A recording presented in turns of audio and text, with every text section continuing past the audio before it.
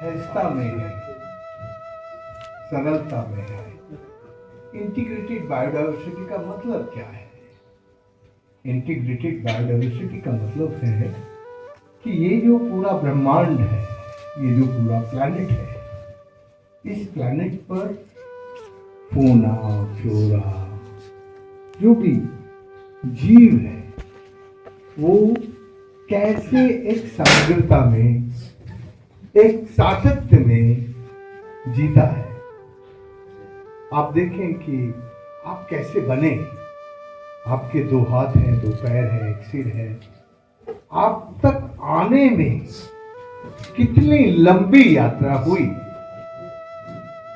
3.5 खरब साल पहले जब ये पूरी दुनिया, पूरा ब्रह्मांड एक आग के गोले की तरह था, तब उसमें से 2 अणु H और O वो दोनों छिटक गए और छिटकने के बाद मिल गए। ये दुनिया का सबसे बड़ा महाविस्फोट है हिस्ट्री में, जब 2 अणु अपने आप छिटके और अपने आप मिले। उससे क्या हुआ? उससे पानी बन गया और इस पानी ने फिर धीरे धीरे एक लंबे काल में मिट्टी बनाई। मिट्टी ने और पानी के योग ने एक जीव बनाया, वनस्पति बनी, फिर जंतु बने, ये सब बनता चला गया और आखिर में ये जो 2 हाथ पैर वाला इंसान है, ये सबसे आखिरी कड़ी है आपकी बायोडायवर्सिटी।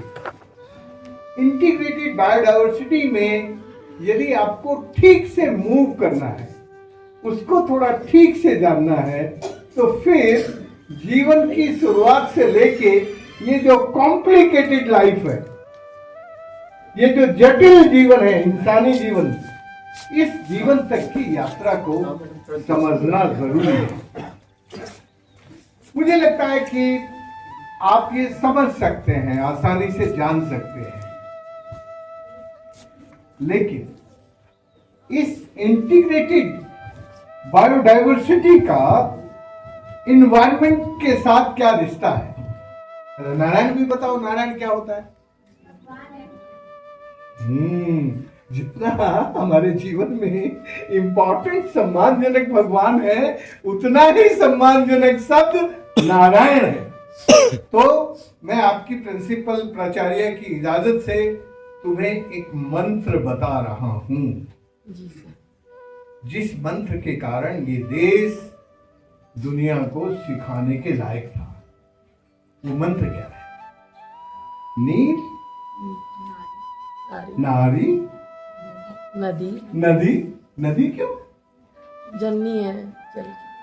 दुनिया की जितनी भी सिविलाइजेशन है, उन सब का जन्म नदी के किनारे होता है और हिंदुस्तानियों ने उससे भी ज्यादा अद्भुत काम किया।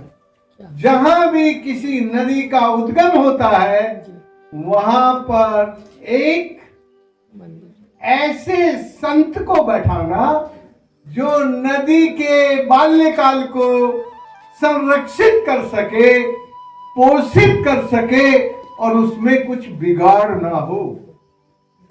अभी क्या हो रहा है? तुम्हारी बापी नदी का हाल देखो ना, उद्गम पे जाओ जरा, जाओ। तुम्हारी जसपुर की नदी का नाम क्या है? बाकी। जाओ ना बाकी नदी पे, देखो क्या हो रहा है उद्गम पे, फिर बताना मुझे। लेकिन हिंदुस्तानी ऐसा नहीं करते थे। हिंदुस्तानियों ने नदियों के उद्गम पर कोई ना कोई छोटा मंदिर, पवित्र स्थान बनाया और वहां पर एक संत बैठाया कि ये तुम्हारा काम है, ये नदी का उद्गम है, ये बहुत संवेदनशील है, इस पे कुछ गड़बड़ नहीं होनी चाहिए। यदि इसके जन्म स्थल पर गड़बड़ होगी तो ये नदी मरेगी, सूखेगी और नष्ट हो जाएगी।